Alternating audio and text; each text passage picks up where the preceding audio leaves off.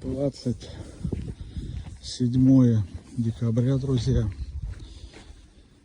Эпопея с трактором и вот этими ремонтными работами продолжается. Колодец уже он поставили. Вот, так что, может быть, уже скоро будет финал.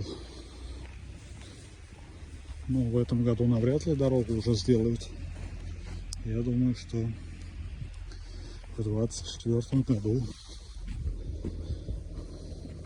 летом дорогу починят.